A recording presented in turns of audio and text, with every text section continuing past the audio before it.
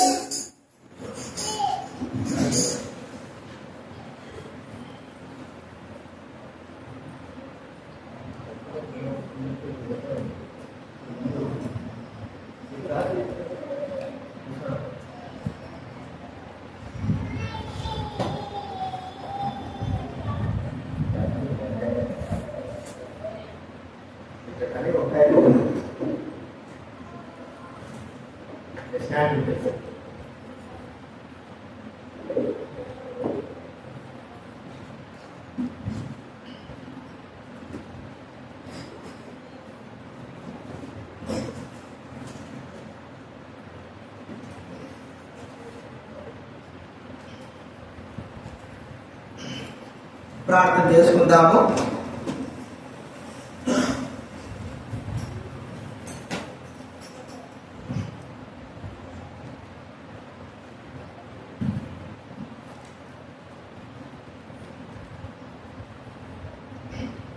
ప్రేమగల తండ్రి, పరిశుద్ధమైన మా దేవ యేసు ప్రభు నామమునకు కృతజ్ఞతలు స్తుతులు స్తోత్రాలు చెల్లిస్తా ఉంటున్నాం.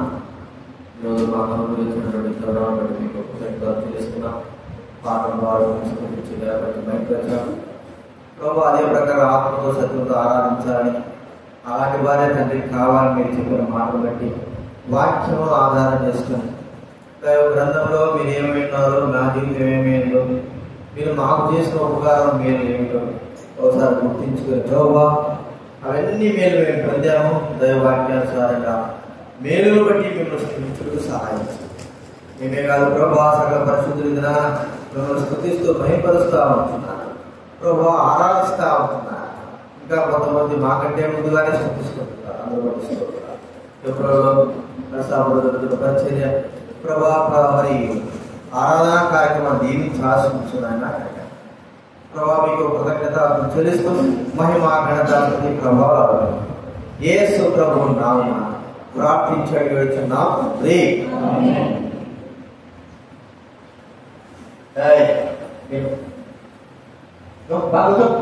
కూర్చోవాలి మాట్లాడకూడదు చెప్తున్నా. అలాగే గోడకే పెట్టాలి, గోడకే వెనక్కి ఈ పిల్ల ముందు మాట్లాడారా మీకు తెలిసే ఏమి నువ్వు ముందుకురా. బైబిల్ గ్రంథంలో మాట చదువుకుందాం. ఇర్మియా గ్రంథం ఆరాధనలో ప్రవేశించడానికి మనము 31వ అధ్యాయం. ఇర్మియా గ్రంథం బైబిల్ మధ్యలో నుంచి 654వ పేరు. బైబిల్ మధ్యలో నుంచి 654 ఇర్మియా గ్రంథం 31వ అధ్యాయము 3వ వచనం మనందరం కూడా కలిసి చదువుకుంటాం. బైబిల్ మధ్యలో నుంచి 654 3వ వచనం. చాలా కాలం క్రిందట యెహోవా నాకు ప్రత్యక్షమై ఇట్లనే, శాశ్వతమైన ప్రేమతో నేను ప్రేమించుచున్నాను కనుక విడువక నీ ఎడల కృప చూపుచున్నాను. ప్రభువైన దేవుడు మరి చెబుతున్న మాట ఏంటంటే, శాశ్వతమైన ప్రేమతో నేను నిన్ను ప్రేమిస్తున్నాను. దేవుడి ప్రేమ శాశ్వతమైన. కాబట్టి మన విషయమే విడువక తన కృప మనకు చూపుతున్నాడని మనకు దైవ గ్రంథంలో దేవుడే మనం శ్రమిస్తున్నాడు.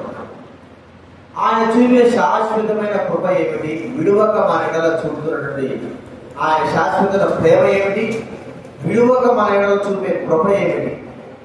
ప్రేమ కృప ఈ రెండు ప్రభువైన దేవుడివే. అది శాశ్వతమైంది. బైబిల్ గ్రంథంలో కదా మరి నిరీక్షణ, ప్రేమ, విశ్వాసం. నిరీక్షణ, ప్రేమ ఈ మూడు నిలుస్తాయి. అయితే వీటిలో శాశ్వతమైనది ఏది? శ్రేష్టమైనది ప్రేమ అనే వాక్యంలో చెప్పబడింది. శ్రేష్టమైనది ప్రేమ. కాబట్టి దేవుడు తన ప్రేమతో మనం ప్రేమిస్తూ, శాశ్వత ప్రేమిస్తూ మన ఎడల తన కృపను విస్తరింపజేస్తున్నాడు, చూపుతున్నాడు మనం గుర్తుంచుకోవాలి. ఎలాంటి వారు ఇప్పుడు మనం అందరం రక్షింపబడ్డాం. రక్షణ లేని వారి విషయం అయితే మనం చెప్పాలి. రక్షింపబడిన వారమైన మనము ప్రభువును స్తుతించడానికి గల కారణాలు ఏమిటి అంటే, మరి శాశ్వతమైన కృపతో చూపుతూ, ఆ ప్రేమతో చూపుతూ ఆయన కృప మా పట్ల కలిగి ఉన్నాడని మనం గుర్తించుకుంటే మన జీవితాలు ఆరాధించడానికి కారణం. పగిలినటువంటి మన జీవితాలు అంటే విరిగిపోయిన మన జీవితాలను తాను పారవేయకోకుండా అతికించిన వాడుగా మనం చూస్తాము. ఇదే శాశ్వతమైన కృపకు కారణం. మనం చూస్తా ఉంటే అర్థం ఉందనుకోండి, మనం పగిలిపోతాయి. ఒకవేళ 2గా పగిలిపోతే ఏం చేస్తామంటే కొద్ది దగ్గరగా పెడతాం. ఒకవేళ 3గా పగిలిపోతే ఇంకా కొద్ది దగ్గర పెడతాం. 4, 5 పగిలిపోయినా ఏం చేస్తాం? అర్థాన్ని పారవేస్తాం. ఎప్పుడైనా సరే కొద్ది చీలిపోయింది అనుకో, పాతకాలం ఇప్పుడంటే అంత లేదులే, కానీ కొద్దిగా రంధ్రం పడితే వెంటనే దానికి ఏదో ఒకటి నీళ్లు పోకుండా తాకాన ఏదో ఒకటి మట్టిగా చేసి దాన్ని అతికిస్తాం. ఇంకా కొద్దిగా యాక్గా ఇచ్చిందనుకో, దాన్ని కూడా కొద్దిగా అట్లా అతికించడానికి చూస్తాం. అసలుగా పగిలిపోయిన దాన్ని ఏం చేస్తారు చెప్పండి? అయితే దేవుడు భాగం కాదు. పగిలినటువంటి మన హృదయాలను, అనగా హృదయంలో పగిలి వేదనతో ఉంటున్నటువంటి మానవులైన వారిని ఆయన తన ప్రేమతో ప్రేమిస్తున్నాడు అన్నదానికి నిర్వచనం. బాగా బైబిల్ గ్రంథంలో మనం చూస్తూ ఉంటే చాలా మంది హృదయము పగిలిన వారుగా, అంటే వారు బద్దలైపోయిన వారుగా, వారి జీవితంలో ఆ హృదయం పగిలిపోవడం అంటే అర్థం ఏంటంటే లోకంలో కొండ లేకపోతే అర్థము ఇలాంటివి పగిలిపోవడం అని కాదు. అంతకంటేనూ వేదన, బాధ కలిగినటువంటి వారి విషయంలో ఆయన తన ప్రేమను చూపిన వాడుగా చూస్తా ఉంటాం.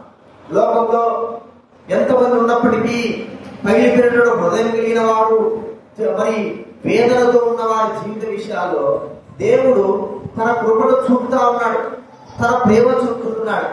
అలాంటి వారికి దేవుని వాక్యము ఆదరణ అయి ఉంటూ, దేవుని వాక్యము వారిని ఆదరించినదిగా ఉంటూ, ఆ బాధల్లో, ఆ శ్రమలలో, ఆ వేదనలో వారిని కాపాడేదిగా మనం చూస్తాం.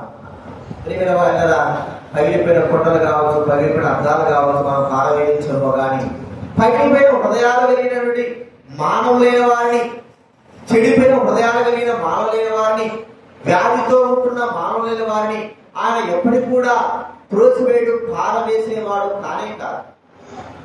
ఆయన ఎట్టి పరిస్థితుల్లో పగిలిపోయిన హృదయం కలిగిన వారిని అతికించి మళ్ళా జీవమును ఇచ్చేవాడుగా మనం చూస్తా ఉంటాం. జీవాన్ని అనుగ్రహించేవాడుగా మనం చూస్తున్నాం. దైవ గ్రంథంలో అలాగా పగిలిపోయిన హృదయం కలిగిన వారు అంటే వారి జీవితంలో ఎలా ఉందంటే ఆ పగిలిపోయి చెడిపోయి అందరూ పారవేసే స్థితిలోకి ఆ వ్యక్తి వెళ్ళిపోయినారు. అయితే దేవుడు అలాంటి హృదయాన్ని కూడా ఏం చేశాడంటే అతికించి తిరిగి మానవుని యొక్క హృదయములే మరి అతకబడిన వారుగా చేసినాడుగా ప్రభుని దేవుడు చూస్తుంటున్నాం. మనం తెలుసుకోవచ్చు. లూకాసు వార్త చూస్తా ఉన్నాడు. లూకాసు వార్తలు ఆలోచిస్తే అక్కడ ఒక స్త్రీ నాకు తెలిసినట్టు మాట. లూకాసు వార్త 7వ అధ్యాయము 35వ వచనం. లూకాసు వార్త 7వ అధ్యాయం 30. ముందుకు రావాలి. ఎవరు ముందుకు రావాలి? ఆయన పాదముల యొద్ద నిలబడి ఏడ్చుచు కన్నీళ్లతో ఆయన పాదములు తడిపి ముద్దు పెట్టుకొని ఆ అత్తరు వాటికి పూసింది. ఇక్కడ మనం చూస్తా ఉంటే మరి ఒక పాపాత్మురైనటువంటి ఒక స్త్రీ గురించి మనకు ప్రభు దినాల్లో జరిగిన విషయం చెప్తా ఉన్నాడు. ఆ పాపాత్మురాల స్త్రీ తన మనస్సు ఎలా ఉందంటే పగిలిపోయి ఉంది, చెడిపోయి ఉంది. ఘోర దుర్మార్గతతో ఉంది. ఆ స్త్రీ ఎలాంటి యొక్క స్త్రీ మనకు బాగా పాపాత్మురాలు, మరి పాపము జయించేటలో ఒక స్త్రీ. ఆమె హృదయము దినదినము చెడిపోతాం. అలాంటి వారిని చులకడ చూడడమే కానీ దరికి చేర్చి మరి సరే అయిపోయిందిలే అని మంచిగా ఉండు అని చెప్పేవారు ఈ భూలోకంలో ఎవరు లేరు. ఇంకా ఒకవేళ అలాంటి వారిని దరికి చేర్చేంత మాత్రాన ఏదో ఆ లాభంతో వారు చేర్చేవారుగా ఉంటారు. అంత మాత్రం కాదు, ప్రతి నిత్యము ఆ వ్యక్తి మరి పనుల చేత నిందింపబడేవారుగా మనం చూస్తా ఉంటాం.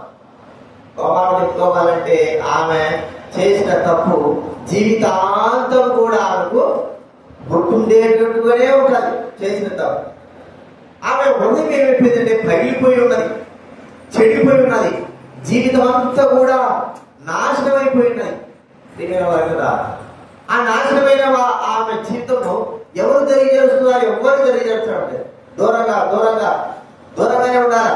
ఆమె చేసిన తప్పులు బట్టి దూరంగానే ఒకరైతే అందరూ అవమానం చెప్పుకోవాలంటే కనీసం వాళ్ళ తల్లిదండ్రులు కూడా ఆమె దరికి చేర్చలేదేమో, అన్నదమ్ములు కూడా దరికి చేర్చలేదేమో, అందరూ కూడా దూరంగానే ఉంటున్నారు. మనకు బాగా తెలుసు ఈ సందర్భం ఎలా ఉంటుందంటే రాహాబని వేసిన రోజు మనం చూస్తే ఆమె ఇల్లు ఆ కోట గోడ పైన. అయితే ఆమె ఒక్కసారి విశ్వసిస్తుంది కానీ ఆమెతో పాటు అన్నదమ్ములు కానీ అక్కచెల్లెలు కానీ ఎవరు కానీ ఆమె దగ్గర ఉండడానికి ఇష్టపడడం లేదు అనేది మనం గుర్తించుకోవాలి. కాబట్టి ఆమె దగ్గర లేరు. ఆమె చేస్తున్నటువంటి తప్పును బట్టి వారు దూరంగా అవమానంగా భావించి దూరంగా ఉన్నారు. అలాంటి స్త్రీ మనం చూస్తామంటే పగిలిపోయి ఉన్నది ఆమె హృదయం. అందుకే ఆమె హృదయం పగిలిపోయి ఉంటేనే ఆమె వచ్చింది ప్రభు దగ్గరికి వచ్చి ఆయన యొక్క పాదాల చెత్త ఏడుస్తూ ఉంటున్నది. కన్నీళ్లతో పగిలిపోయిన నీళ్లు, కొండలో నీళ్లు కారుతూనే ఉంటాయి. కొండలో నీళ్ళన్నీ కూడా కారిపోయేంత వరకు కూడా ఆ రంధ్రము పూడ్చకపోతే కారిపోతూనే ఉంటాయి. ఆమె జీవితంలో జరిగినవన్నీ కూడా గుర్తించుకొని ఆమె కన్నీళ్లతో ప్రభు పాదాలు తడిపి అని మాట అన్నమాట. పాదములను తడిపి అంటే ఎంతగా ఏడ్చిందో కదా, ఎంతగా ఏడ్చి పాదాలను తడిపేంతగా ఆమె ఏడ్చేసి. ఎందుకంటే ఆమె హృదయం పగిలిపోయి ఉన్నది, జీవితం అంతా కూడా నాశనమైపోయినది. మనం చూస్తా ఉంటే అలాంటి స్త్రీ విషయంలో ప్రభువైన దేవుడు చెప్పిన మాట ఏంటి? మరి ఆమె విషయంలో తిరిగి తన జీవితాన్ని కట్టడం విషయంలో చెప్పిన మాట ఏంటంటే మనకు తెలుసు, నీ పాపాలు క్షమింపబడ్డాయి. ఇదే ఆమెకు ఎంత ఆదరించిందంటే పగిలిపోయిన తన జీవితాన్ని కట్టబడినట్లుగా ఒక్క మాట చాలు, ఒకే ఒక మాట. ఆ మాట ఆమె జీవితంలో పగిలిపోయిందని అతికించేశాడు దేవుడు ఒక్క మాటలోనే. ప్రభు మాట ఎలా ఉంటుందంటే ఒక్క మాట చాలండి. ఆ మాటలోనే ఆయన ఎంతో గొప్ప విషయం ఉంటుంది. ఆ మాట ప్రతి మానవుడి జీవితంలో ఎంతో ఆనందం తీసుకొస్తుంది, ఎంతో మరి విశ్వాసం తీసుకొస్తుంది. అందుకే ఆమె జీవితంలో గుర్తిస్తే రగిలిపోయిన జీవితాన్ని ఆయన ప్రభు చెప్పినాడు, నీ పాపములు క్షమింపబడ్డాయి. ఇక చాలు, ఆ పగిలిపోయినంత కూడా అతకబడినట్టే. ఇక ఆమె జీవితంలో సంతోషం వచ్చింది. పారవేయబడి అసహ్యకరమైనటువంటి తన జీవితము ఇప్పుడు ఒక క్రొత్త పొందవలే, ఏదో క్రొత్త అర్థం వలె తాను ప్రభు మరి తయారు చేసినట్టుగా ఆమె గుర్తు తీసుకువచ్చింది. ఇది మన జీవితంలో కూడా అలాగే జరుగుతాం. పగిలిపోయిన హృదయాలను ప్రభువైన దేవుడు అతికించిన వాళ్ళలో చూసుకుంటున్నాం. ఒక మాట చేతనే, ఏ మాటది? నీ పాపాలు క్షమింపబడ్డాయి. మన పాపాలు క్షమింపబడ్డాయనంతగా ఆ సంతోషం కంటే ఏ సంతోషమో లేనే లేదు. మన పాపాలు క్షమింపబడి, ఎందుకంటే ఆ పాపం ద్వారానే మనం బరువైన హృదయం కలిగిన వారంగా పగిలిపోయి మరి ఆ అసహ్యకరమైనటువంటి హృదయం కలిగిన వారంగా ఉంటున్నామని మనం ఇక్కడ చెప్పబడతాం. కాబట్టి ప్రేమ వారు గుర్తించుకుందాం.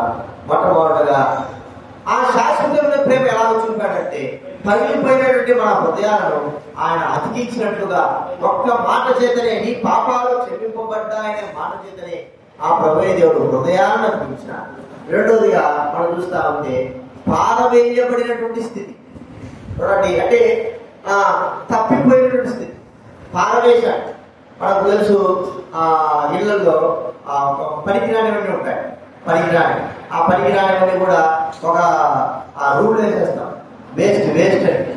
అయితే పనికిరానివి కూడా ఏం చేశాడంటే ప్రభు దేవుడు తన శాశ్వతమైన ప్రేమ చూపి లోకంలో ఎవ్వరికి పనికి రాకుండా పోయిండొచ్చు.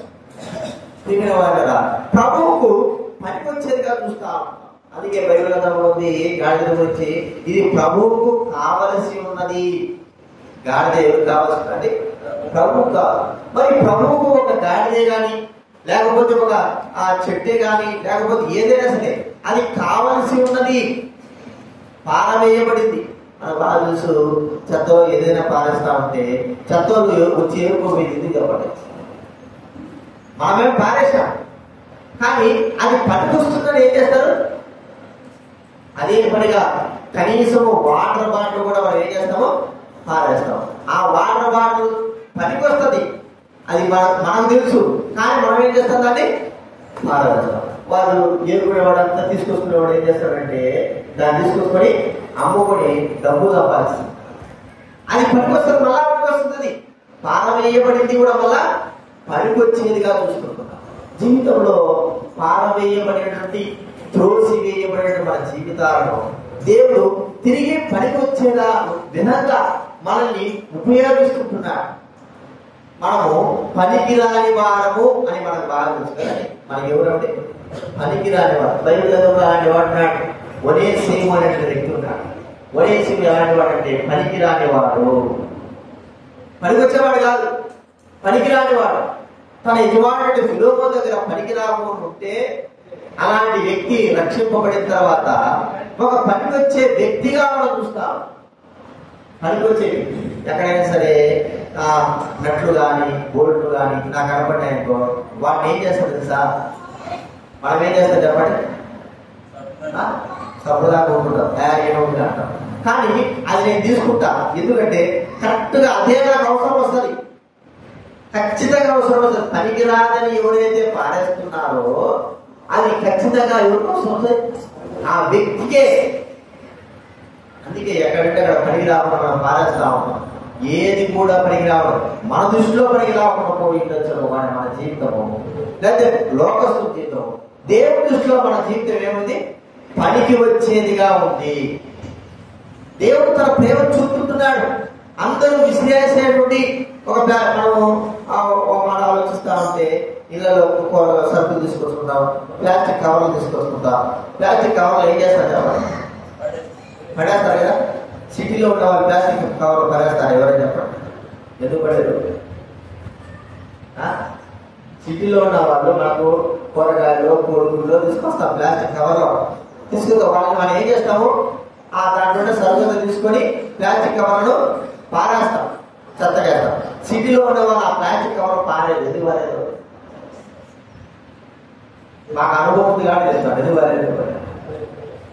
చెత్తంతా కూడా ఏదంటే వేయాలా? ప్లాస్టిక్ కవర్లు వేసే చెత్తను వేయాలా, ఊరికే వేయకూడదు. అర్థమైందా? ప్లాస్టిక్ కవర్లు వేసి ఆ ప్లాస్టిక్ కవర్ కూడా మనకు అవసరం లేదు, మన పని అయిపోయిందని మనం పారవేసే కవర్ కూడా పనికొచ్చినప్పుడు మన జీవితం ఎందుకు ప్రవర్తిస్తూ పనికి రాకుంటారు? అదే ప్రభువు మనల్ని పారవేయబడేటువంటి మన జీవితాలను ప్రభు ఏం చేస్తున్నారు చెప్పండి? పనికి వచ్చేదానిగా, పనికి వచ్చేటువంటి ఆ యొక్క వస్తువు కంటే అత్యధికంగా దేవుడు మనల్ని తయారు చేసుకుంటున్నారు. మనం గుర్తిద్దాం, పారవేయబడిన మన జీవితాలు మనం చూస్తా ఉంటే తగిలిన మన జీవితాలు ఏం చేస్తున్నాడు? ఆయన అతికించి తన ప్రేమ చేత మన పాపాలను క్షమించి మనందరూ కూడా మరి అతికించిన వాడుగా, హృదయాలు పగిలిన వారు అతికించిన వాడుగా, అది ఆయన ప్రేమ, ఆయన కృప. పారవేయబడిన మన జీవితాలు పనికిరాదు అనుకునేటువంటి వాటిని పనికొచ్చే వాటిగా ప్రభు, పనికొచ్చే వ్యక్తులుగా మనం చేసుకొచ్చినాడు. పనికొచ్చే వ్యక్తులుగా మనం చేయడం అనేది మనం గుర్తించుకుంటున్నాం. ఇది మనము గుర్తించి అలాగా ఒకవేళ మనం పనికి రాకపోతే మనము చాలా మంది చూడండి, లోకంలో ప్రభు నమ్మకం వారు అనుకుంటారంటే ఇంటికి పనికి రాదు, లోకానికి పనికి రాదు, అలాంటి వారు ఉన్నారు. అయితే ప్రభు నమ్మిన తర్వాత వారు దేవుడికి పనికొచ్చేవారుగా, కుటుంబానికి పనికొచ్చేవారుగా, దేవుడి పనిలోకి పనికొచ్చేవారుగా దేవుడు వారిని ఏర్పరచుకునేవాడుగా ఉంటున్నాడు. ఒకప్పుడు పనికి రావడం ఉండొచ్చు, ఇక్కడ వినాలి సురేశన, ఒకప్పుడు పనికి రావడం ఉండొచ్చు, కానీ ఇప్పుడు మాత్రం ఏం చేశాడు చెప్పండి, మనల్ని కూడా పనికొచ్చేవాడుగా. మనం అందుకే అప్పుడప్పుడు చీకు ముంచేటప్పుడు కూడా మనం గుర్తించుకోలే, ఒక్కొక్క పొల పోతా ఉంటాయి, మళ్ళా తీసుకునే ఆ పొలను మనం ఏం చేస్తాం చెప్పండి, చీకుడు పొలని పనికిరాని పోయింది కదా, చేతిలోంచి పోయింది కదా అంటే పొలలో కొండ అయినా సరే ఒక సాగ కొండ చేసేవాడు ఆ కొండ తయారు చేస్తా అంటే తన చేతిలో నుంచి కూడా విడిపోతే అది పోయిందిలే అనుకోవడం లేదు, దాంతో మళ్ళా ఏం చేస్తాడు, మరో కొండ చేసినట్లుగా. అంటే పనికిరాని మనల్ని ఏం చేస్తాడండి, పనికి వచ్చే విధంగా మనల్ని రూపుదిద్దడం అనేది మనం చూస్తున్నాం. ఇది ఆయన ప్రేమ.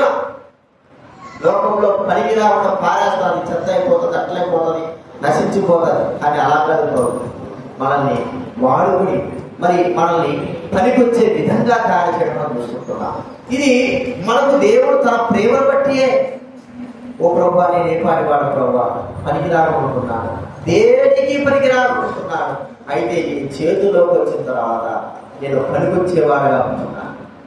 లోకంలో నీకు పనికొచ్చేవాడుగా, కుటుంబానికి పనికొచ్చేవాడుగా, పనికొచ్చేటువంటి ఒక మరి పాత్రగా నువ్వు చేస్తూ వచ్చావు. అందుకే ఆయన చేతిలోకి వచ్చిన తర్వాత వాళ్ళని పనికొచ్చేదాన్ని ఇప్పుడు కొండ పగిలిపోయింది అనుకోండి, పగలగొట్టేసినాము, కొండతో మనకు అవసరం లేదు. కానీ ఆ కొండలో ఉన్నటువంటి ఒక పెంకు ఉంటుంది, మనకు తెలుసు కదా, ఆ పెంకు, ఆ పెంకును మనం ఏం చేస్తాం చెప్పండి, చెప్పాలి తెలుసు అది అటువంటి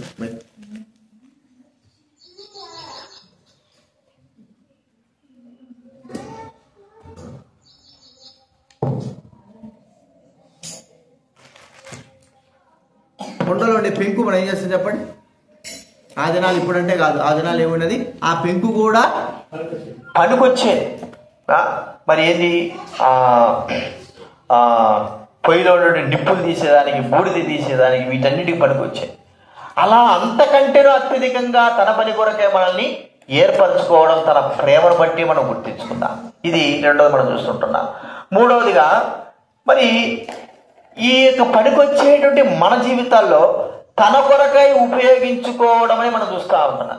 తన కొరకు, ఎవరో కొరకు కాదు, లోకంలో ఉన్నవారి కొరకు కాదు, లోకంలో జీవించే వారి కొరకు కాదు, మన జీవితం అంతా ఎవరి కొరకు అండి, సాక్షాత్తు ప్రభు కొరకు, ప్రభు యొక్క పని కొరకు. ఎందుకంటే మనల్ని ఆయన రక్తమిచ్చుకొని మనల్ని ఏం చేశాడు, తన సొంత వారిగా చేశాడు. ఇప్పుడు తన సొంత వారిగా మనం చేస్తే మన కొరకై కాదు, కానీ దేవుని కొరకు ఉపయోగం. మనకు ఒక ఆధిక్యత చెప్పుకోవాలంటే ఏంటంటే, మనము దేవుని కొరకై ఉపయోగపడే వారంగా చేస్తూ వచ్చాడు. ఒక మనం చెప్పుకోవాలంటే దేవుని మందిరంలో అనేకమైనటువంటి వస్తువులు ఉంటాయి. ఈ వస్తువులను కూడా దేవుని మందిరంలో ఉపయోగపడడానికి కొరకై ఏర్పాటు చేయబడ్డాయి. ఆ మందిరంలో ఒక ఒక వస్తువుగా మనల్ని ఉపయోగించుకోవడం అనేది మనకి ఎంతో ఘనత. ఎంత ఘనత అంటే చెప్పడానికి వీలేదు, అంత ఘనత. ఇప్పుడు రాజుల కాలంలో ఉన్నటువంటి కత్తులు కానీ, లేకపోతే వాళ్ళు వాడినటువంటి పెంకులు కానీ, వాళ్ళు వాడినవన్నీ కూడా ఏం చేస్తారు చెప్పండి, మ్యూజియంలో పెడతారు. ఈ మ్యూజియంలో పెట్టినవన్నీ కూడా ఒక ఘనతగా ఉంటాయి. ఏం ఘనత, ఇవి ఆ దినాల్లో ఆ గొప్ప గొప్ప రాజులు వాడినటువంటివిగా ప్రసిద్ధికి ఎక్కినవిగా ఉంటాయని చెప్పుకుంటాం. మరి దేవుని మందిరంలో మనల్ని ఏం చేస్తారు చెప్పండి, ఉపయోగపడేటువంటి వ్యక్తులుగా, ఒక పాత్రలుగా మనల్ని చేయడం దేవుని మందిరంలో. ఇది మనకు ఒక గొప్ప ఘనత, ఎంతో గొప్ప ఘనత మనము గుర్తించుకోవాలి. ఎందుకంటే ఆ దినాల్లో వాడినటువంటి పాత్ర దేవుడు ఏదైనా సరే ప్రభు సన్నిధిలో వాడబడడానికి, ఉపయోగించడానికి ఏర్పరచుకున్నాడు. ఇది ఆయన ప్రేమకు, ఆయన కృపకు చిహ్నంగా మనం చూస్తుంటున్నాం. అంతకంటే మనకి ఇంకేం కావాలా? దేవుని సన్నిధిలో మరి ఒక వస్తువుగా వాడబడేటువంటి ఒక దానిగా మనం ఉన్నామంటే అంతకంటే మనము మరి గర్వించదగ్గ లేదా అతిశయించదగ్గ విషయం ఏమి, అంత గొప్పగా మనం అతిశయించవచ్చు. కాబట్టి గుర్తించుకుందాం, ప్రభు సన్నిధిలో ఒక మాట మనం గుర్తిస్తే ప్రకటన గ్రంథంలో ఉంది, నిత్యము ఆయన సన్నిధిలో స్తంభముల వలె మనం చేస్తా అన్నాడు. చూడండి, పరలోకంలో ఈ ఒక ఆధిక్యత మనకి ఇచ్చాడు. ప్రకటన గ్రంథం 2వ అధ్యాయం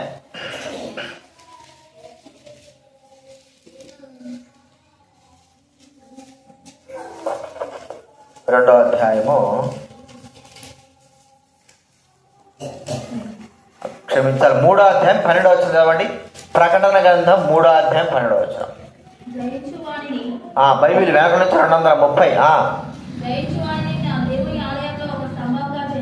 జయించు వారిని నా దేవుని ఆలయంలో ఒక స్తంభముగా చేసేదను, అందులో నుండి వాడు ఇక మీదట ఎన్నటికి వెలుపలికి పోడు. జయించు వారిని నా దేవుని మందిరంలో ఒక స్తంభముగా చేయడం అంటే జయించేవాడు ఆయన దేవుని సన్నిధిలో ఒక స్తంభంగా ఉన్నామంటే ఎంత గొప్ప సంగతి అండి, ఎంతో గొప్ప సంగతి.